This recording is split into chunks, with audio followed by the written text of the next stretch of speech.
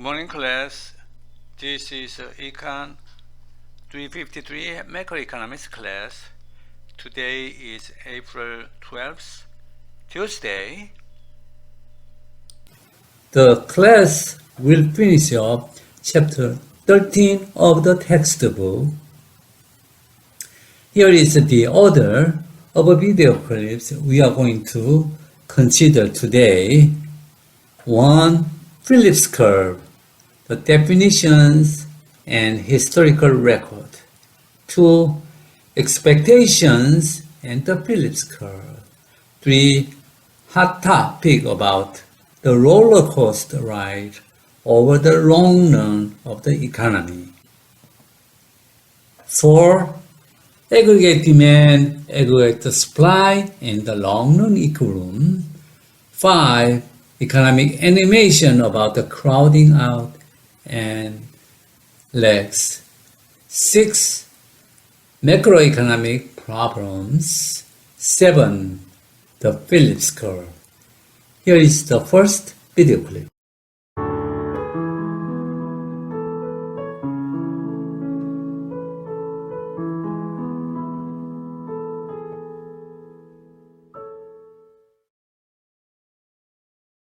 We're going to now discuss the relationship between the Phillips curve that we developed in the previous discussion and the aggregate demand, aggregate supply model that we've built to describe the macroeconomy.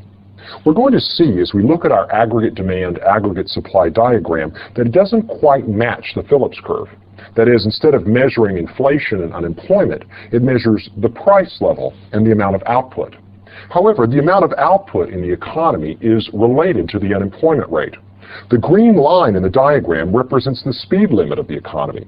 The long-run aggregate supply tells us how much that we can produce if all resources are employed. And if we try to produce more, that means pushing unemployment below the natural rate. The green line is associated with the natural rate of unemployment, and increases in output mean unemployment is falling as we recruit more workers to produce more output. Although we won't see inflation in the economy, we will see the price level rising in this picture. The price level goes up whenever the economy tries to run faster than the speed limit. Let's do an analysis using the aggregate demand, aggregate supply curves, and then show how that translates into a movement along a Phillips curve. In the process, we'll see what different expectations make for the Phillips curve in the short run and in the long run. So let's start with an example. Suppose the government decides to increase spending by building a satellite or a new system of roads. The aggregate demand curve shifts outwards as this government spending is added to the other demand in the economy to give us a larger total aggregate demand. At the original price level now, we have excess aggregate demand in the economy as people are trying to buy more than businesses are producing. This excess aggregate demand pushes up the aggregate price level. As the aggregate price level rises, we get adjustment on both sides of the market. On the demand side, higher prices shrink consumer wealth and lead to less consumer spending. Higher prices increase the demand for money, raising interest rates and reducing business spending. And also, higher prices deter foreign spending on the goods from our economy. So aggregate demand decreases. On the supply side, higher prices lead to an increase in output as businesses face sticky wages, sticky prices, and confusion about whether there's general inflation or an improvement in their own profit opportunities. This leads us to a new equilibrium point with an output level, Y1, that's greater than full employment, and a price level, P1, that's greater than the original price level of P0. So notice what you have in this picture, an increase in output correlated with an increase in the price level. That is, more output being produced, which means more workers are employed, and the unemployment rate is falling. It's falling below the natural rate associated with our speed limit or full employment to some rate that's lower than that. More workers being hired in order to produce more output. Now, we don't see an increase in inflation here, but we do see a rising price level. And if we tried to stay faster than the speed limit, over time the price level would just keep rising, and it would be rising at a higher rate the further past the speed limit we tried to drive the economy.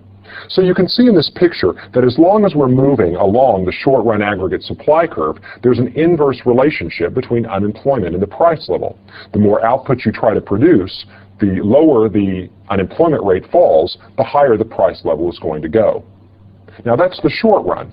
In the long run, however, people are going to start to adjust to this higher price level and the higher inflation rate. When they begin to adjust to it, they factor this new inflation rate into their behavior, and the underlying rate of inflation in the economy begins to rise. What happens then is people figure out that we're in an inflationary economy, one that's trying to drive faster than the speed limit.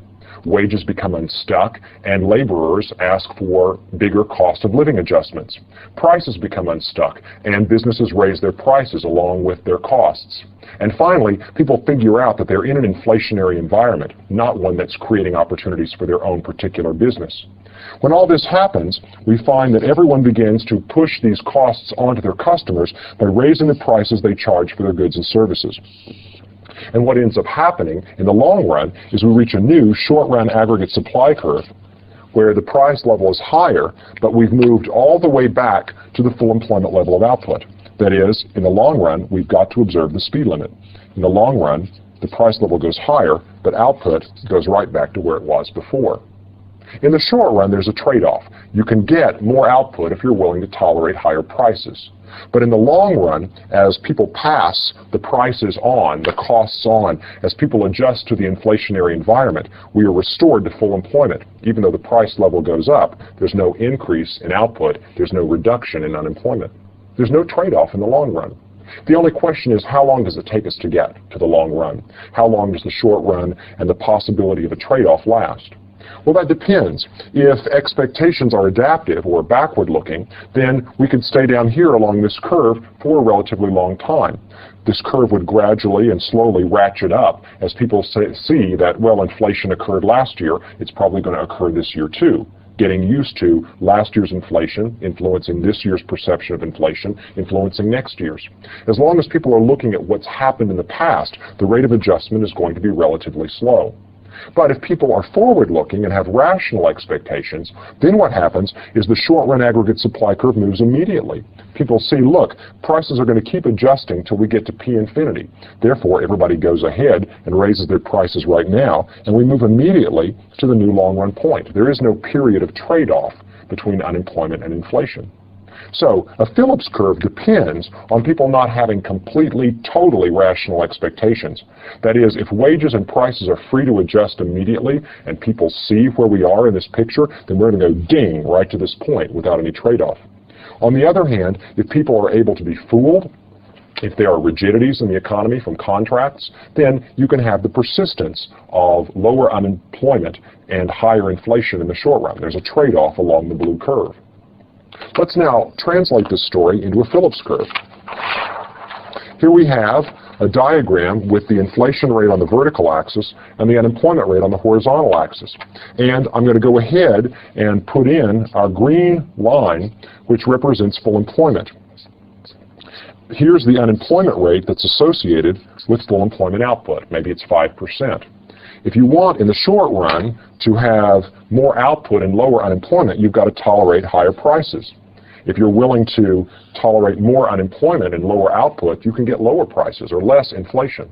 However, this only works in the short run, because in the long run, people will get used to this higher rate of inflation. Therefore, they'll change their behavior and go back and supply only the amount of labor that they were supplying before as prices rise to make those new higher wages less interesting. So what happens then in the long run is the Phillips curve shifts up to reflect the new underlying rate of inflation. If you've driven the economy faster than the speed limit, the Phillips curve is going to be shifting up. Now, what's happened in the United States in recent years is that increases in productivity have caused labor costs to rise relatively slowly.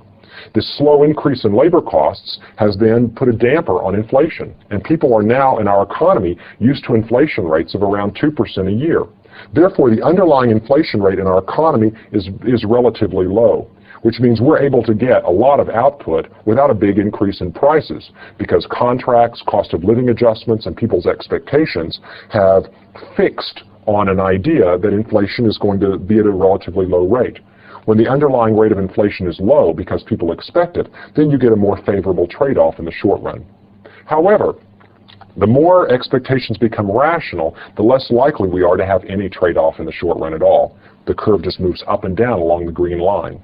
If expectations are perfectly rational and people are never fooled and wages and prices aren't sticky, there is no Phillips curve.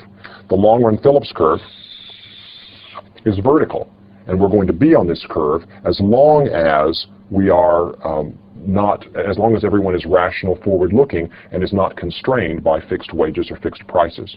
The short-run trade-off, the usual Phillips curve, depends on people not being completely rational, or else some wages and some prices in the economy being sticky. The long-run Phillips curve is vertical, and the short-run Phillips curve reflects a trade-off that centers around the underlying rate of inflation. If you drive the economy faster than the speed limit, you can get less unemployment at the cost of higher inflation. If you drive the economy slower, you get less inflation, but at the cost of more unemployment.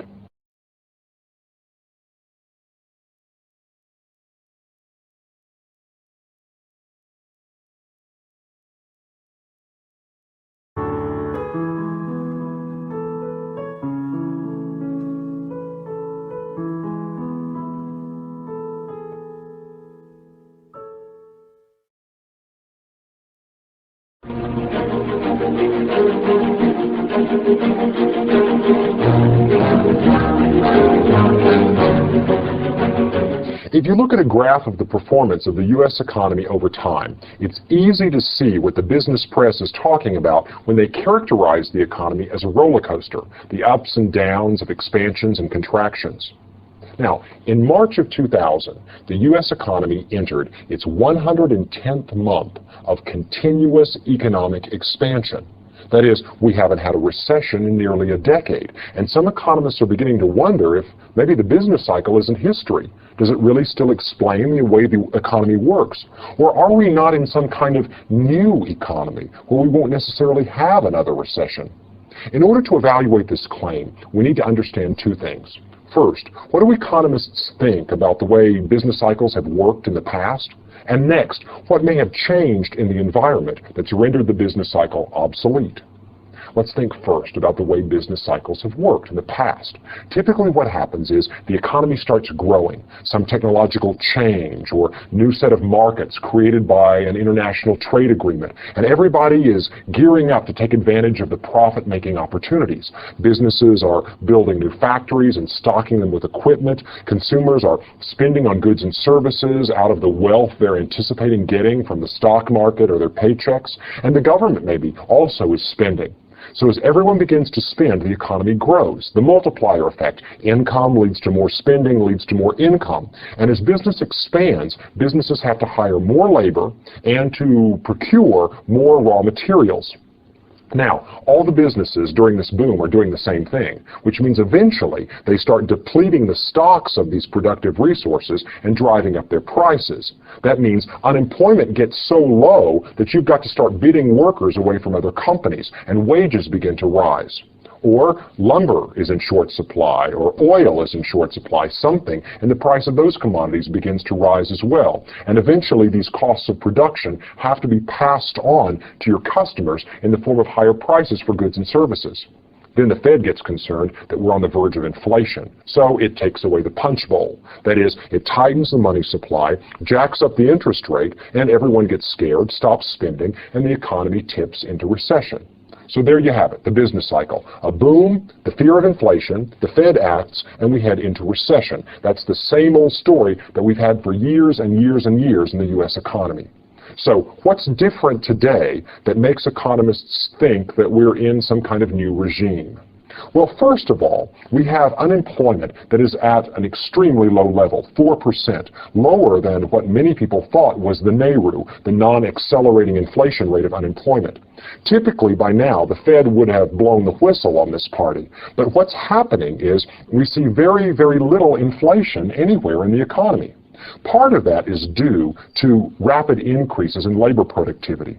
As offices are stocked with computers, the workers are better trained, they have more tools to work with. The output per worker has been rising rapidly in the last few years.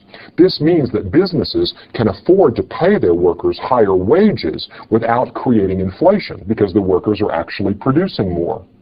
Moreover, on the other side of the picture, businesses are afraid to raise their prices because of globalization and technology. Globalization means that you can always import the product that you're buying right now from some other city or some other country. There are all kinds of people out there producing automobiles and sweaters, and because you can buy from them, your local dealer is afraid to raise his or her price by too much. Technology plays a role in this too, because the internet gives you quick access to price quotes from other dealers around the country, and in some cases around the world. So the internet puts a lid on the price increases that your local dealer can enact, because if the prices get too high, you'll buy your products from some other state or country. So the same thing's true with workers. I want to raise, but if I ask for too much of a wage increase and my cohort does the same thing, then my company will move its production to some other country where the wages are low and the productivity is rising. Globalization creates increased competition, and in an environment with increased competition, workers are afraid to ask for big wage increases, and companies are afraid to enact big price increases. This means that inflation is not especially strong a concern, so the Fed doesn't have to act to take away the punch bowl. That is, we've got low unemployment and the economy is booming. This is like the best possible Phillips Curve trade-off imaginable. Usually you think with unemployment this low, inflation would be raging. However, because of globalization and technology, inflation has remained low, so we've got kind of the best of both worlds. Maybe this is some kind of new economy. But we should be careful, because if we buy into this mythology, we might start making mistakes. First of all, if we think inflation is dead, then the Federal Reserve may start to get careless and pump in money to stimulate the economy and satisfy the voters and the housing industry and all those people who like low interest rates. And if they do that, then sure as you're born, we'll have inflation back before you know it. Because inflation is, in the end, also dependent on how tightly the money supply is regulated. Other things that we should be concerned about is making sure that we don't overregulate the economy so that innovation continues and productivity gains are secured and, in fact, advanced by new methods of doing things. We need to keep doing the same stuff that we've been doing for the past few years. An environment in which entrepreneurship is rewarded, in which prices are stable, in which the climate for business is good. In this case, we've got the best possible outcome. However, it doesn't necessarily mean that the business cycle is over. These productivity gains will eventually plateau and reach some new level, at which point they'll become stable. At that point, further increases in demand for labor are likely to push up wages, and when they do, inflation could become a fear again. There are always going to be shortages of labor and raw materials during periods of booms. Oil may be less important to our economy than it used to be. I mean, back in the 1970s and 1980s, an increase in the price of oil could lead to stagflation. Even during a period of unemployment, you could get prices rising because of the supply shock. Nowadays, oil is less important to our economy, but we've seen in recent months that higher prices for oil can lead consumers to change their behavior and can raise the cost of doing business. Just because it's less important doesn't mean it's irrelevant. The new economy is interesting because it's diversified, because it's characterized by rapid increases in productivity, and because globalization creates a very, very competitive environment. But at base, the same rules apply. If you try to run an engine too fast with a limited amount of gas, you're just going to crash somehow. If we try to push our economy too hard without skilled labor to man the jobs and enough resources getting to factories in time, then we're going to have rising costs and inflation. Those rules haven't changed. Right now, we're just really lucky, and we should keep doing the things we can to ensure that productivity and prosperity continues.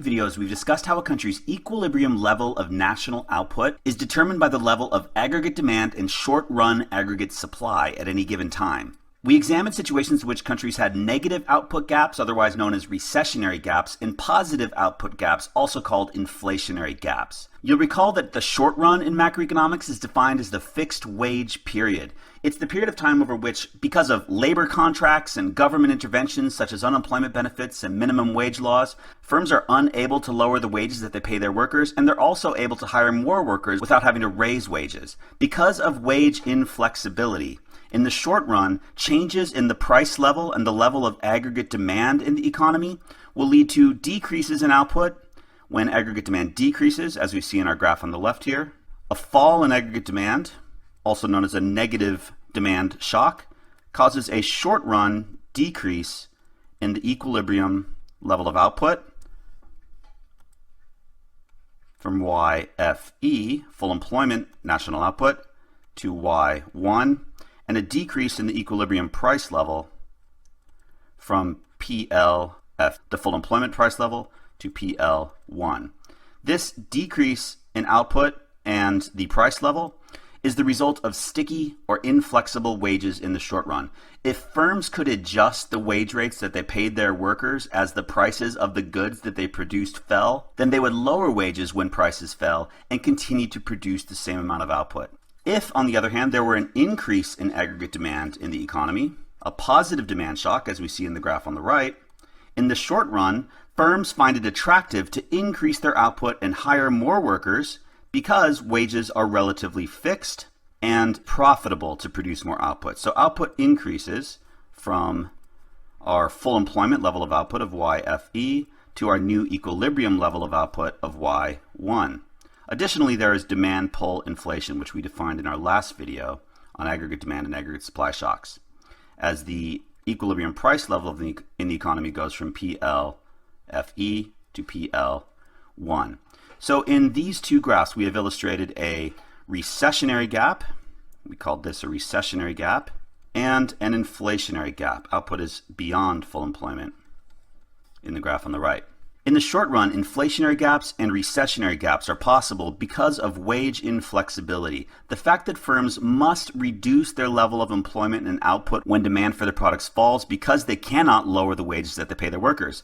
And the fact that firms will increase their level of output and employment in the short run when demand for their products rise because they can continue to hire more workers at the same inflexible wage rate that they were paying workers at the full employment level of output. So these are our short-run outcomes. Recessionary gaps and inflationary gaps are the likely outcome from demand and supply shocks in the short run due to inflexible wages. So let's now transition to the long run. What is the long run in macroeconomics? Well, the short run is defined as the fixed wage period. The long run is defined as the flexible wage period.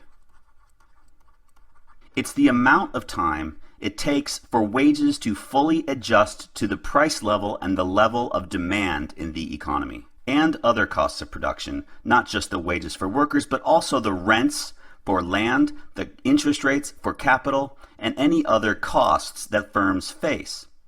In the long run, we assume that wages and other costs of production paid by firms are fully flexible and will adjust to whatever the price level in the economy is. For this reason, output will always return and adjust to its full employment level because during periods of deflation and falling demand of the economy, costs of production will fall and a nation's economy will return to its full employment level of output. So let's walk through the scenario here following a negative demand shock and a recessionary gap. In the short run, aggregate demand falls due to, let's say, a decrease in consumption or a decrease in investment in the economy, one of those aggregate expenditures that we introduced in our first video on aggregate demand. Following a decrease in aggregate demand, firms are unable to lower the wages that they pay their workers. The economy experiences a recession.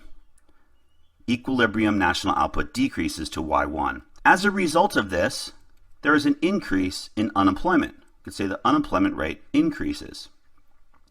In the short run, unemployed workers will begin collecting benefits from the government. They'll start looking for new jobs for which they'll expect to get paid the same wage that they were getting paid before they lost their previous jobs. But what happens after 6 months, after a year, after 18 months? Unemployment benefits from the government eventually run out. Workers' expectations of receiving the same wage that they were being paid before begin to diminish, and workers will ultimately be willing to accept lower wages. And as they do, firms will find it once again attractive to hire more workers to increase their output. So we would expect to see short-run aggregate supply increase as the wage rate falls. Recall that wages and other resource costs are the major determinant of the level of aggregate supply in the economy. So as the wage rate falls, aggregate supply increases. Firms once again wish to hire more workers, despite the fact that demand for their products is lower and that the prices they can sell their products for has also fallen. Lower wages make it more attractive to produce output, and output should begin to recover and return to the full employment level. So we now have a new full employment price level. I'll call that PL full employment 1, and we have returned to our original full employment level of national output. In this way, the economy self-corrects from a demand-deficient recession. Following the decrease in aggregate demand in the short run, fixed wages require firms to lay workers off. But in the long run, wages are fully flexible, because the long run is defined as the flexible wage period. Reasons for flexible wages in the long run, let's just outline some here. Unemployment benefits end, workers' expectations diminish, and basically it sounds bad, but workers become more willing to accept lower wages. In a way, workers who are unemployed become somewhat desperate and they're willing to go back to work for lower wages. As they do, an economy could, theoretically, flexible wages should lead to further deflation, falling input costs, and a recovery in output from the recessionary level of Y1 to the full employment level of YFE. So let's illustrate what happens in the long run following an inflationary gap. Over in this graph, we had our inflationary gap following an increase in aggregate demand. Let's say that maybe net exports increased or government spending increased. That could cause our aggregate demand curve to shift out, cause a short run increase in the equilibrium level of output, and a short run increase in the price level as the economy experiences demand pull inflation. In the short run, recall that wages are relatively fixed. Other input costs are fixed as well. Firms are highly incentivized to increase their output because doing so increases their profits as the price level and the demand for their output rises. But in the long run, what will happen? In the long run, wages will increase, other costs will increase. The reason for this is that labor markets are extra tight during a period of inflation. The economy's output is beyond full employment. All resource prices start to rise because of rising demand for workers, land, capital, and any other factors of production that firms require to produce the increased level of output. So as wages and other costs rise in the long run, aggregate supply is going to shift inwards until the economy returns to its full employment level. So here's our short run aggregate supply in the long run. In the long run, because of rising wages, the wage rate increases, aggregate supply will decrease, and this economy will return to its full employment level of output. So we see the economy self-correct. This is called self-correction. Inflationary gaps will be corrected in the long run as wages adjust to the level of aggregate demand and prices in the economy. So we end up with a new full employment price level and the original full employment level of national income. This model that we've been using is called the long run self-correction model. In the long run, an economy will correct itself following recessionary gaps and inflationary gaps because of flexible wages. This assumes that wages are fully flexible in the long run. The only reason, according to this theory, that negative and positive output gaps can occur in the short run is because of the inflexibility of wages. Now, this might have policy implications for government policymakers. If a government of a country experiencing a recession believes in this long-run self-correction viewpoint, then anything the government can do to make wages more flexible would help the economy recover more quickly. For example, reducing the period of time during which unemployed workers can receive benefits from the government, reducing minimum wages, reducing labor union power. Policies that promote self-correction of the economy are sometimes called supply-side policies. We're going to talk about these later in the course. Supply-side policies are any policies meant to increase aggregate supply and help an economy achieve short-run or long-run economic growth. All right, guys, in this video, we introduced the definition of long-run in macroeconomics. This is the period of time over which wages and all other costs of production are fully flexible and will adjust to the price level in the economy. Because wages and other costs will adjust in the long run, output will always return to its full employment level in the long run. This now explains why the long-run aggregate supply curve is vertical at the full employment level of output. No matter how much demand, no matter how much inflation or deflation there is in the economy, in the long run, output will always return to its full employment level because wages will always adjust to whatever the price level and the level of demand is.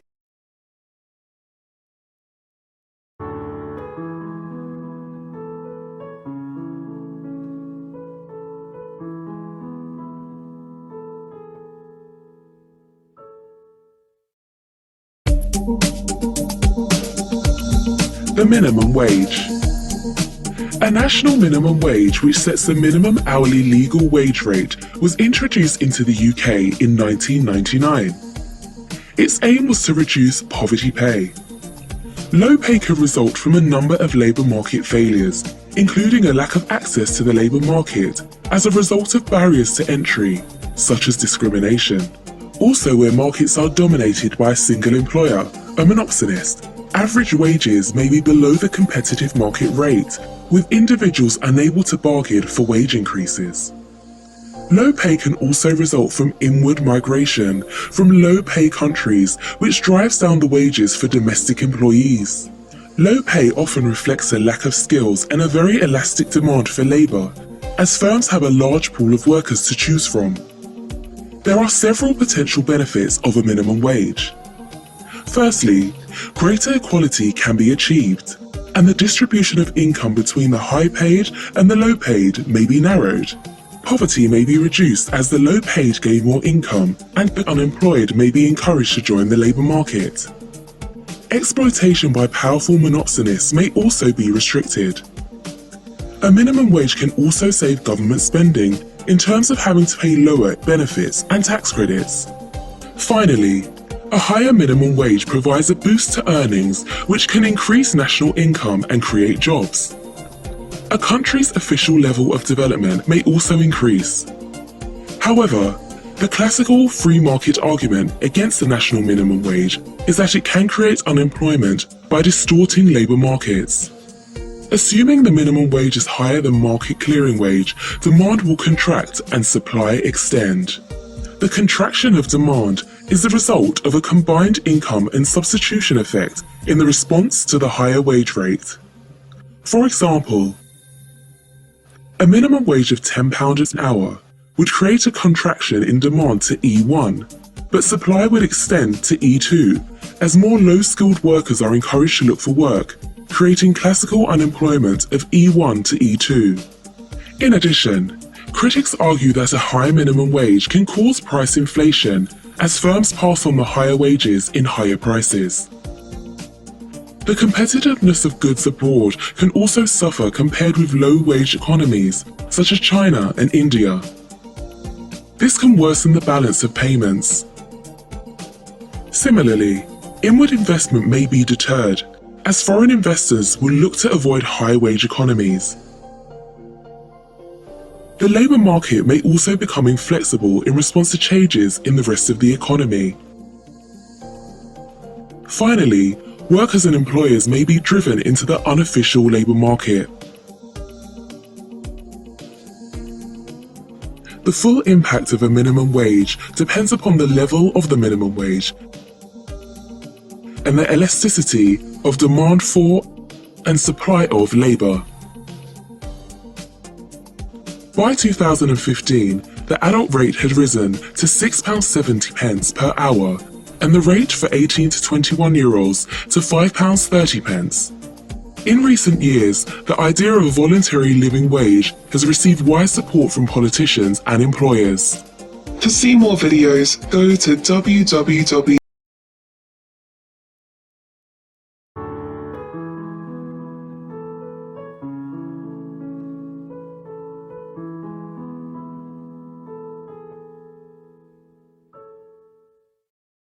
The final part of this series is concerned with the Phillips curve.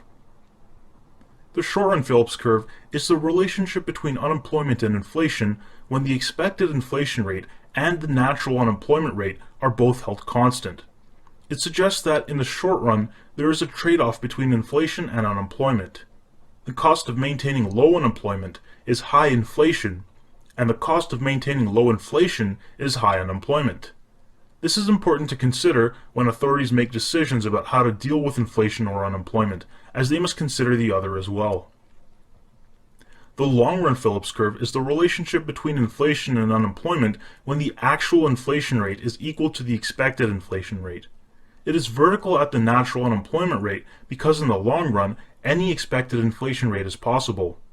The curve being vertical implies that there is no relationship at all between the inflation rate and unemployment rate. A change in the expected inflation rate will shift the short-run Phillips curve and only the short-run Phillips curve. The intersection of the long-run and short-run Phillips curves indicates the expected rate of inflation. If the expected inflation rate increases, the short-run Phillips curve shifts upward, and if it decreases, then the short-run Phillips curve shifts downward.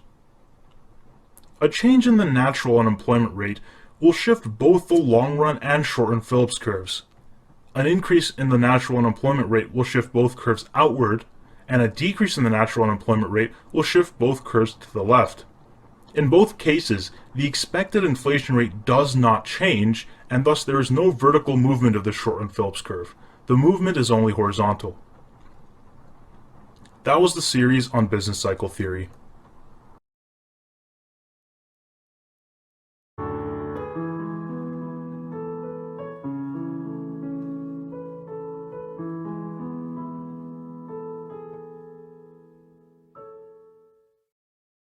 Hello class. Today we're going to work on chapter 28. It's a relatively short chapter and basically explains unemployment and how we measure the unemployment rate.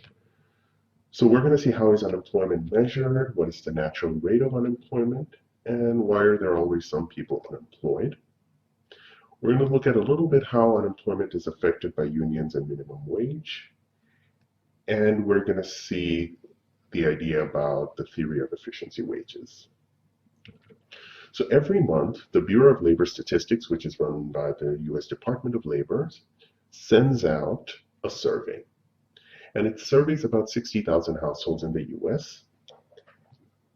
And what they do is that they basically ask in that survey to anyone who's above the age of 16 or older, whether they're working or if they're not working, what are they doing? Are they looking for a job or are they not looking for a job? So after the survey comes in, and this is done every month, the BLS divides the population into three groups. The first group is employed. These are people who are either they're working, they're paid employees, or they're self-employed, or they are unpaid workers in a family business. The second group is unemployed workers, people who are not working, but they have been looking for a job for the past 4 weeks. So this is an important number, 4 weeks. That's the cutoff point. If someone looked for a job 6 weeks ago, then that person is not considered unemployed. But if someone is looking for a job for the past 4 weeks, then they're considered to be unemployed. And everyone else is considered, if you're not employed or not unemployed, then you're not in the labor force. So the labor force in the US is the total number of workers, which is the sum of employed and unemployed workers. So the unemployment rate is calculated in the following way. It is the percentage of the labor force that is unemployed. So that's the formula for unemployment rate. And the labor force participation rate is the percentage of adults that are in the labor force. So out of the total number of adults in the labor force, or a total number of adults in the US, how many are in the labor force? So let's look at an example. So let's say this is the information we have. The number of employed people in the US is 144.3 million. The number of unemployed is 11.3 million. And the rest of the people not in the labor force is 90.6 million. So not in the labor force, this includes people who are full-time students who are not working or who are above the age of 65 and they retired, stay-at-home moms, stay-at-home dads. All those people are not considered to be part of the labor force. So now, if we wanted to compute the labor force, unemployment rate, adult population, and labor force participation rate using this data, so the labor force is the total number of people employed plus total number of people unemployed, which is 155.6 million. The unemployment rate is out of the proportion of people in the labor force, what is the percentage of people who are currently not working and are looking for a job? So it's 11.3 million out of this 155.6 million, so it's about 7.3%. The total population of adults is the total number of people in the labor force and the total number of people not in the labor force, which is 246 million. And so the labor force participation rate is the proportion of adults who are either working or are looking for a job. And so from this number, we find that it's about 63%. So out of the total number of adults in the US, 63% of the adults either work or are looking for a job. So if we look at the BLS, not only does look at total labor force statistics, they actually disaggregate it by different groups, by states, by cities, so you can have an understanding of what groups have different levels of unemployment rate or different levels of labor force participation. And these data reveal very different labor market experiences for different groups. So if we look at adults who are 20 years and older, if we look at a white male, the unemployment rate is 6.1%, labor force participation rate is 72%. Okay, let's say for an African American female, the unemployment rate is 10% and the labor force participation rate is 61%. If we look at teens, people between the ages of 16 and 19, the unemployment rate is much higher and the labor force participation rate is also much lower because most teens in that age group are full-time students. If you look at people from other ethnic groups, Asians have an unemployment rate of 5.3%, whereas Hispanics have an unemployment rate of 9%. If we look at by education, we see people with less than high school degree have a high unemployment rate. People with a bachelor's degree or more have a very low unemployment rate. And if we look at labor force participation rate, of course, it increases as people have more degrees or have more education. This is how labor force participation rate has changed over time. For women, it has increased from 1960s till about 1995, and then it's kind of stabilized, and we have been seeing that it's falling over time. Same thing we see with males. Males have also, the labor force participation rate has been falling over time. So less people as a proportion are actually working or are looking for a job. What does unemployment rate actually measure? I mean, it's not a perfect indicator of joblessness because it excludes discouraged workers. If a worker has been looking for a job for weeks and weeks and weeks and finally gave up, the unemployment rate does not measure those people because they are considered to be out of the labor force. It doesn't distinguish between full-time and part-time jobs. So it doesn't distinguish between the quality of jobs that people have. So you might have people who are working part-time because they can't get a full-time job because it's unavailable. Unemployment rate does not measure that. It just measures whether you're employed or unemployed. Sometimes people misreport their work status, but even after all those issues, the unemployment rate is still a very important barometer to measure the labor market. It becomes a very important issue during elections. If unemployment rate is very high, then politicians make it a big issue that, look, this is not how the economy should not be run. What's the duration? Most unemployment spells are short. Typically, 1/3 of the people are unemployed for under 5 weeks, 2/3 are unemployed for under 14 weeks. So if 100 people lose their job today, 33 of them will get a job within 5 weeks, and about 67 of them will get a job within 14 weeks, which is about 3.5 months. About 20 of them will be unemployed for over 6 months. Yet most observed unemployment is long run. This is the group of people who have very little turnover. So these are the people whom we see as unemployed for most periods of time. And so identifying who is long-term unemployed and why they are long-term unemployed can help policymakers design policies that can help those people who are unemployed for long periods of time. Now, there is always some unemployment because and the reason is because of what we call frictional unemployment, and we're going to see that. The natural rate of unemployment is basically the rate at which the economy performs the best. So even if the economy is growing at tremendous speed, the economy is wealthy, there is still some degree of unemployment, and that's called the natural rate of unemployment. Cyclical unemployment is any deviation from the natural rate of unemployment. And this is associated with business cycles, and we will try to cover a little bit in chapters 30. If not, then you can learn it if you want to take more econ courses. So if we look at this is how the kind of US unemployment rate looks like over time. There are periods when it was very high. That's the natural rate. So basically, let's say in 1980, let's look at a pointer. The natural unemployment rate is supposed to be around 7%, so the economy would have been great, performing very strong if the natural rate of unemployment has been around 7%. But the observed unemployment was around 10.5 or 11%. So this deviation, this is known as cyclical unemployment. So any deviation from the natural rate is called cyclical unemployment.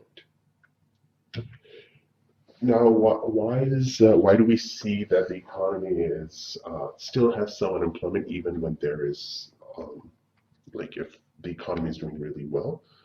And the reason is because of what we call frictional unemployment. This happens when workers spend time searching for the job that best suits their skills and taste. So for example, let's say you're a senior in college right now, and then you want to graduate and in May, but you're not taking any jobs. You applied to a lot of jobs, you got an offer, but it's not the one that you want. So you're waiting, and you want to wait and see if you get the job that you really want. So, in effect, you are unemployed, you're looking for a job, but you're confident that you will get a better job.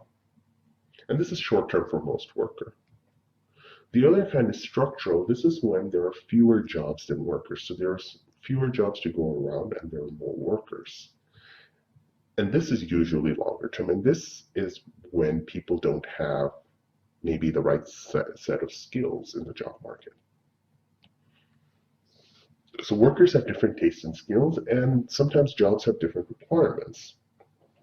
And so job search is a way of matching workers with appropriate jobs. And there are things that we call sectoral shifts, which causes changes in the composition of the economy. So for example, North Carolina was a big clothing manufacturer back in the day, but then because of changes in the economy, that industry no longer exists in North Carolina. So a lot of people who were working in that industry became unemployed. So the economy, that kind of shifts, they displace workers, and now they must search for new jobs that fits their skills and tastes. And so the economy is always changing, so frictional unemployment is always there, and so you must do certain things to keep yourself, probably train or acquire new skill sets so that you get jobs. And so there's always going to be some frictional unemployment because of that. The industry where you're working may disappear, and so you must find another job somewhere else. How does government help reduce unemployment rate? Well, there are government employment agencies that provide information to job vacancies, and they help to match workers with jobs. There are public training programs that aim to equip workers from declining industries to other industries where there is a need for people. And there's unemployment insurance, which is a program that provides some money. If someone loses their jobs, then unemployment insurance provides some income to workers when they become unemployed for a specific number of time, usually around 26 weeks. Unemployment insurance does increase frictional unemployment in a way because unemployment insurance ends when a worker takes a job. So if a worker just lost their job, they may not search for a job right away. They might wait for, let's say, up till the week 20. They're getting some income. It's not their full income, but about 60% of their, it could be at most 60% of their wages. So why would you lose that opportunity? So what they do, what a lot of workers, not all of them, but of some workers, they might have less incentive to search really hard to find a job until when the deadline approaches of them losing their unemployment insurance. So that's when they're like, okay, now I got to find a job, and now I got to make sure that, because I'm going to run out of this money soon, so I must look for a job now. The benefits are it reduces uncertainty over income. So if you lose your income or if you lose your job, you don't fall into poverty right away. It gives people more time to search for a job that better suits their taste and their skills. But it also may be misused by some people. They might just wait until the last minute to find a job and get the benefits of unemployment insurance. Now there's another kind, it's called structural unemployment. Structural unemployment happens if this is the demand for labor workers, that's the supply of workers. If that's the wage, it normally happens if there's not enough jobs to go around.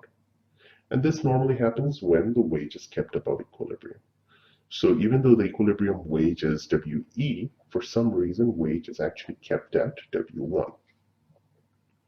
So we have some degree of unemployment like that. So there is more workers who are willing to work, less workers, less demand for workers, and so there is unemployment there. So there are three reasons for this. One is minimum wage, and we talked about this in chapter 6. Minimum wage may keep some workers from not working because there is not enough demand for their work. But this group is small part of the labor force. It's not. Yes, it is important to the people who work at minimum wage, but as part of the whole labor force, the proportion of people who work at minimum wage is relatively small, so it can't explain most unemployment. Unions do affect it. Union is a worker association that bargains with employers over wages, benefits, and working conditions. So unions also exert market power and negotiate wages on behalf of workers. And it is usually a typical union worker earns about 20% higher wages than a non-union worker. So because of bargaining, because unions bring workers together and they work together, if one worker goes up to the firm and says, I want more wages, then the firm might say, no, I can't pay you more. If you don't like it, you can leave. But if all the workers band together and go to the firm or the owner and say, we want higher wages, the firm cannot fire all of them because recruiting all those workers it can take a long time. It can be a very costly process. So firms might ask for, okay, well, all right, we're going to pay you more, just stay. So it can raise wages of union workers, and that can have an effect on non-union worker in finding unemployment, because even if I want to work in that industry, if it's unionized, then I can't because I'm not because the demand for my work is less, or there is no demand for my work. The third is efficiency wages, which is basically firms pay higher wages to workers to boost their productivity. There are different versions why this happens. Why would a firm actually want to pay more? Well, the reason is one is worker health. If you're paid more, you tend to eat better quality food, so your health gets better. Worker turnover decreases because if you're already paid a high amount, why would you want to leave? You want to stay in this, with that employer as long as possible. Worker quality is higher. If I get paid more, I get to work more. I'm more productive because I don't want to lose this job. And worker effort is also more because, since I don't want to lose the job, I am going to work as hard as possible to make sure that the boss knows that I'm working hard. So these are some theories why wages are kept above equilibrium wage, and that's why we see some degree of structural unemployment. All right, so that's all we have for our unemployment chapter.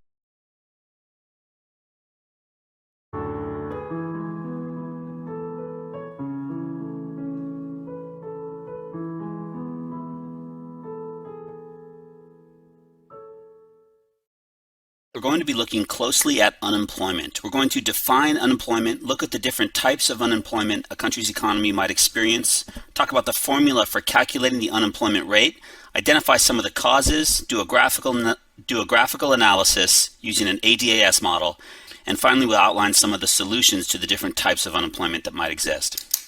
Let's start with the definition of unemployment. Now, if you're studying macroeconomics, you've probably learned that keeping the nation's unemployment rate low is one of the major macroeconomic objectives of government policymakers. But what exactly is unemployment?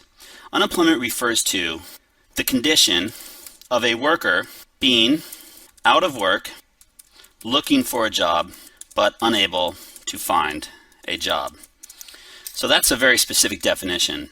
Not having a job is different than being unemployed. Many people who do not have jobs in a country are not unemployed. For example, young people who aren't of working age, old people who are retired and no longer part of the labor force, or students who are in school or university, getting an education and not actively looking for a job.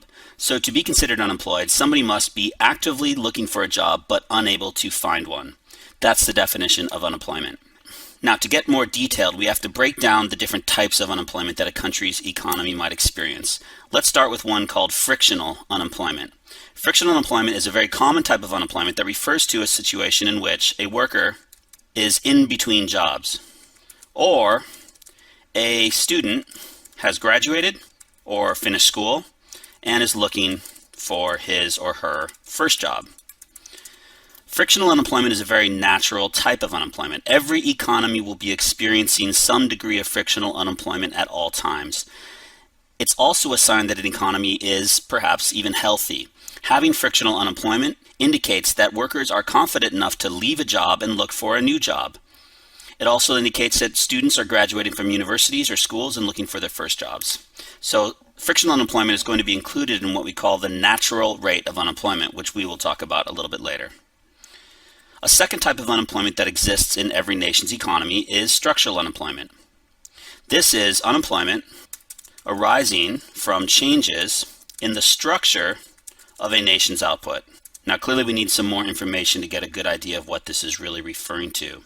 For example, as the output shifts from primary commodities to secondary or on to tertiary, which refers to services, the need for different types of labor changes.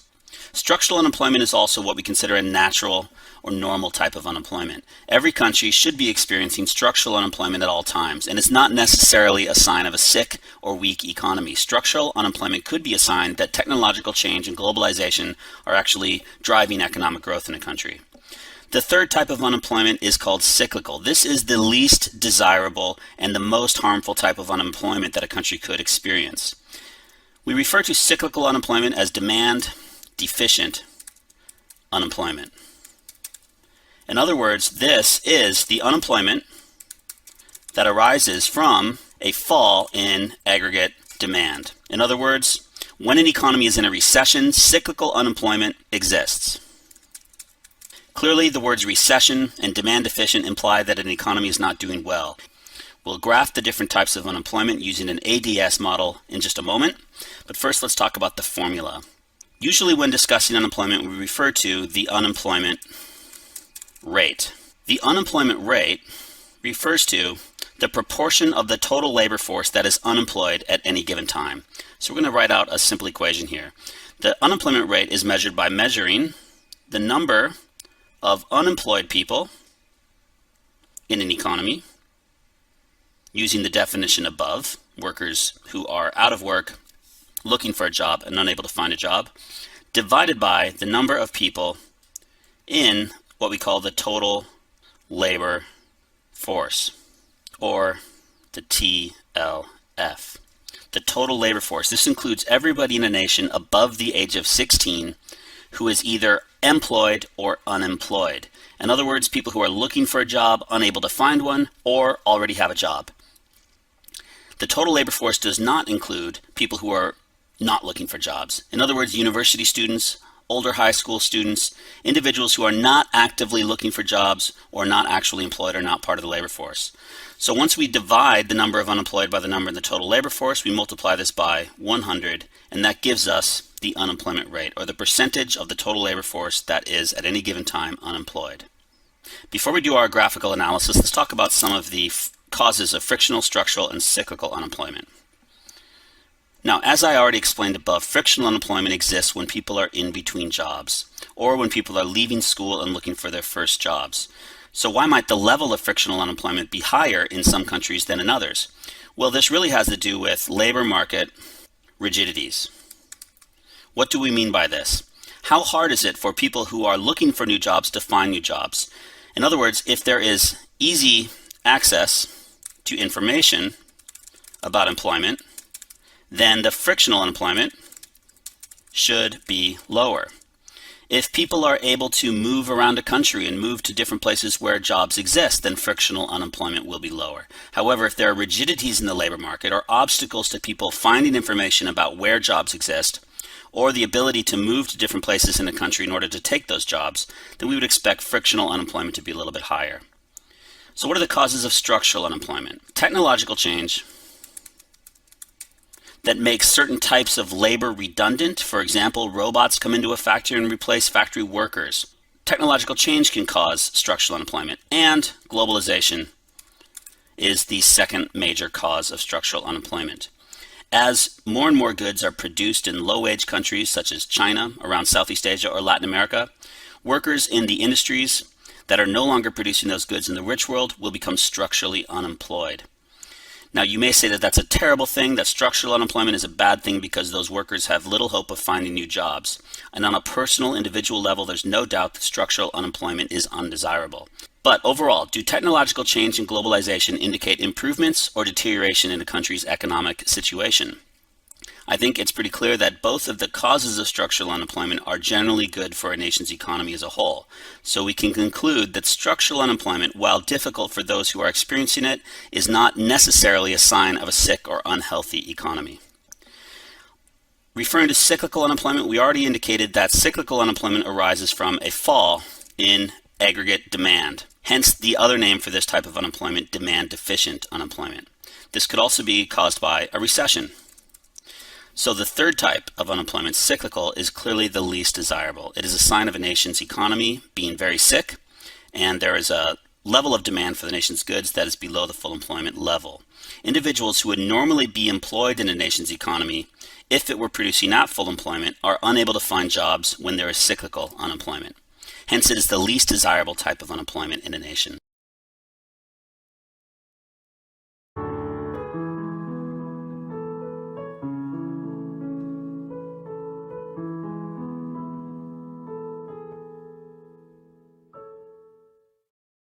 Here we're going to talk about the natural rate of unemployment. Before watching this, you should have already learned the different types of unemployment that a country could experience. To review, there are three types of unemployment that an individual could experience or that a country could experience. The first is structural. Structural is the unemployment resulting from changes in technology or the composition of a nation's output. The second type of unemployment that an individual or a country could experience is frictional unemployment. Frictional unemployment is perhaps the easiest to understand because most of you will experience frictional unemployment before any other type. It's the type of unemployment experienced when an individual is in between jobs or looking for his or her first job. Frictional unemployment is what you will experience when you enter the labor market for the first time after graduating high school or university. When you're in that transition stage and applying for your first job, you will be temporarily frictionally unemployed. Finally, there's cyclical unemployment. Cyclical unemployment is that which results from fluctuations in a country's business cycle. During periods of recession, cyclical unemployment will increase. During periods of expansion, cyclical unemployment will decrease or even become negative if a country is producing beyond its full employment level. Now that we have defined the three types of unemployment, we're going to talk about which of these are considered natural or normal unemployment that an economy will experience even when it's producing at its full employment level. Now this sounds a little counterintuitive. You'd think if a country is at full employment, there would be zero unemployment, but that is simply not the case. Even when an economy is doing as well as it can hope to do, when all resources are being used efficiently and the country is producing at its potential level of output, there will be some unemployment in the economy. And the types of unemployment that will exist are structural and frictional. These types of unemployment are normal, and in economics terms, we actually call them natural. So we could say that cyclical unemployment is not natural. The existence of cyclical unemployment is evidence that a country is producing below its full employment level and experiencing a recession or a contraction in its business cycle. Output has fallen below the full employment level. Now, to help us better understand this, we're going to look at some real unemployment data for the United States of America. Notice the dates here. We have data going back to 1990 all the way up to 2018. 28 years of unemployment data here. Let's look at some trends. Notice that over the 28-year span, unemployment fluctuated, not surprisingly, along with the business cycle. In years when unemployment was increasing in the early 1990s, in the early 2000s, and in the late 2000s, before 2009, these were periods of recession in America's business cycle. And the increase in unemployment during these periods was the result of rising cyclical unemployment. So we can say that during these periods, cyclical unemployment was increasing. Cyclical unemployment increases when there is a decrease in output in a nation in a period of time, usually resulting from a decrease in total demand for the nation's goods and services. During these periods, we had an increase in cyclical unemployment. So what we want to try to determine next is what might America's natural rate of unemployment be? In other words, what unemployment would prevail when America is producing at its full employment level, not experiencing recession, and it's also not experiencing or approaching a peak in its business cycle. And we can pretty much discern what that rate would be. It could be considered the rate of unemployment that the country tends to return to after recessions. So notice that somewhere between 5 and 6%, we could estimate America's natural rate of unemployment might have existed during the 1990s and the 2000s. If I had to draw a trend line through this blue unemployment line, it would probably look something like this. In other words, what's the average unemployment rate over all these years? It tended to fluctuate around 6 and 5%. Of course, during the recession of 2008-2009, it rose dramatically and then fell again to its current low of just around 4.1%. So studying this data, what could we say America's natural rate of unemployment is? It looks like it's probably between 4.5% and 5.5%. This is the unemployment rate that would prevail in the United States when the economy is producing at its full employment level. Of course, there are periods of rising cyclical unemployment which pull that unemployment rate up, and there are periods when the economy was approaching peaks in its business cycle right before these recessions. For example, in 2001, unemployment was down around 4%. In 2007, unemployment was around 4.4%. And today, in 2018, unemployment once again is back around 4%. So you may wonder, well, does this mean America's at a peak in its business cycle and might enter a recession? Well, a lot of people are asking that same question because looking at historical trends, we might expect to see unemployment rise again in the near future. The natural rate of unemployment is the unemployment rate that prevails when an economy is producing at its full employment level of output. The two types of unemployment included in a country's natural rate are structural and frictional. These are normal, natural types of unemployment that even a healthy economy producing its potential output would expect to experience.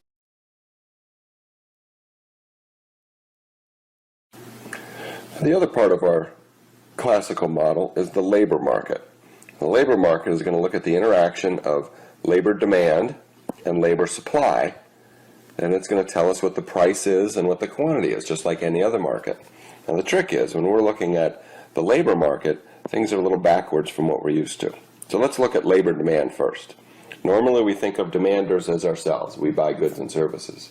In this market, though, the demanders of labor are businesses that want to hire people. So we have the quantity is how much labor is being hired. The price is the real wage per hour, and it follows the law of demand. As wages go down, businesses want to hire more workers, so the labor demand curve is downward sloping. Anything which affects how much labor businesses want to hire is going to affect labor demand. If it's the wage rate, it's going to be a shift along the labor demand curve. If it's anything else, say the demand for goods and services being produced, it's going to be a shift of the labor demand curve. The other part of the market is labor supply. Now this is us. We supply labor to the market. Workers do.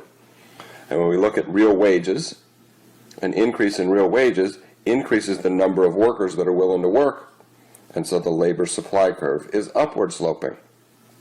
Anything else that affects the amount of work people want to supply, say cost of childcare, cost of transportation to your work, the taste for leisure, something like that, is going to shift the labor supply curve, and we'll talk about that here in a minute.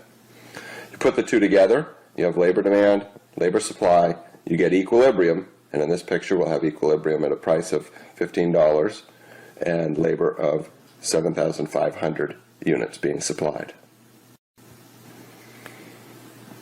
Now, what does that mean when we look at the long run? Well, again, in the long run we said that wages and prices are flexible enough to always get to equilibrium.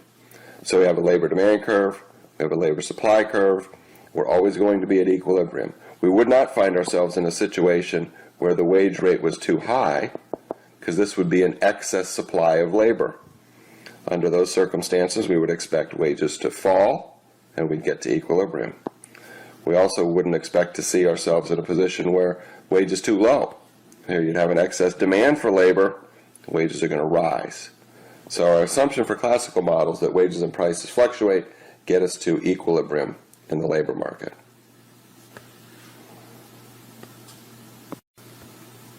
What about changes in labor demand and labor supply? Well, suppose something happens that increases labor demand. Just like any other market, you're going to go from one equilibrium to the next. An increase in demand increases the price. In this instance, it increases real wages, and it increases the quantity. Here we're going to have more people working. Labor supply, if there's an increase in labor supply, it's just like any other market. An increase in supply decreases the price and increases the quantity. Here we would see a drop in wages and an increase in the quantity of labor.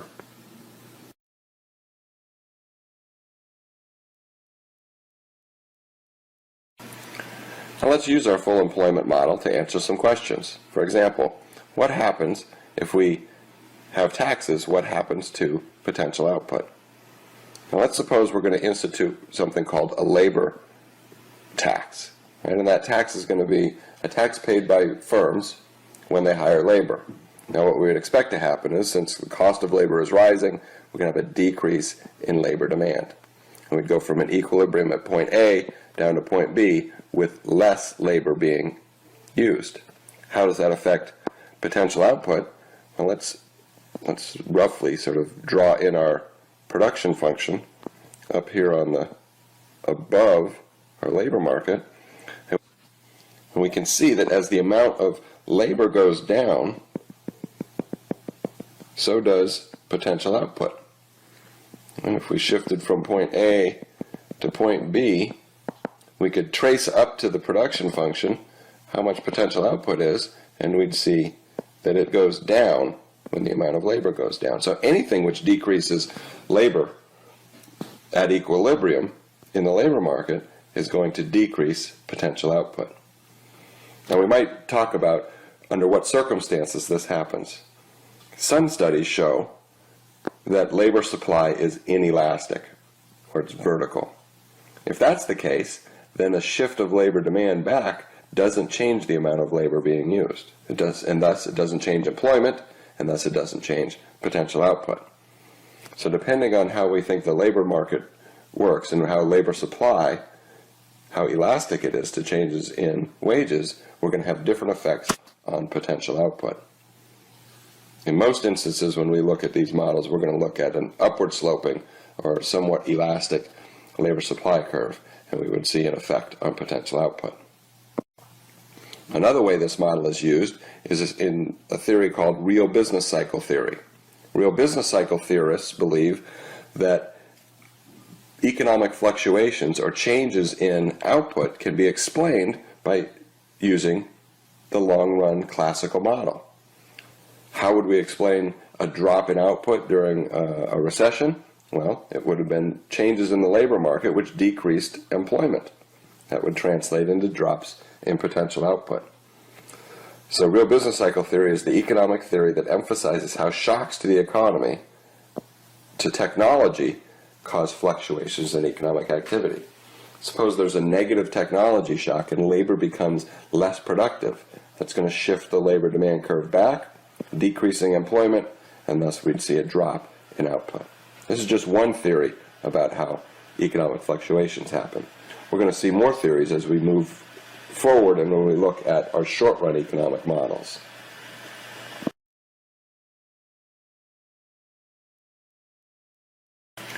Now let's put the labor market and the production function together to get our full model of long-run output and our full classical model.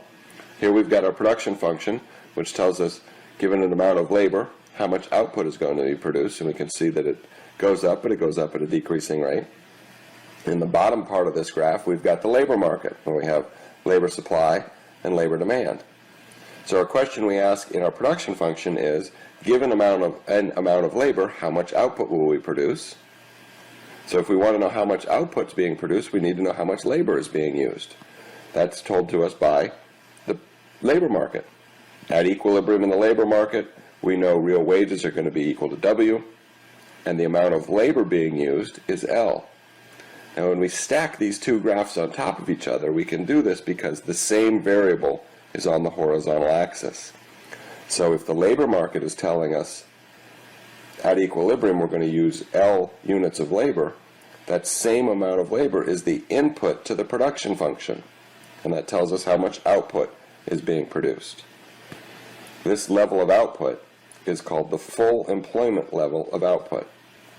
How much output is produced when the labor market is in equilibrium. That's called the full employment level of output. We also call it potential output. Now let's use this model to answer some questions. We'll do that in our next section.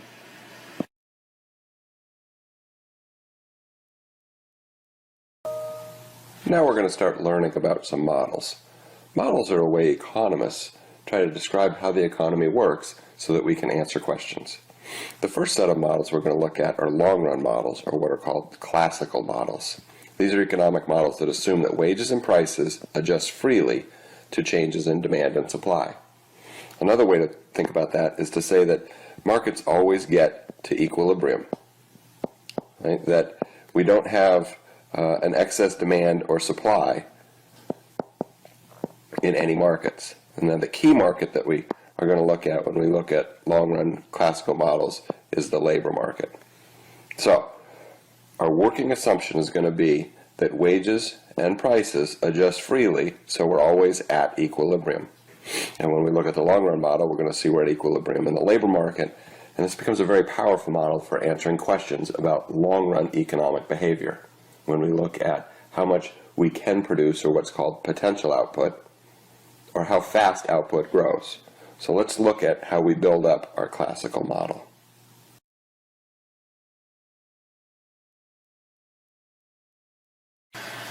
Another interesting feature we get when we look at long-run models is something called crowding out.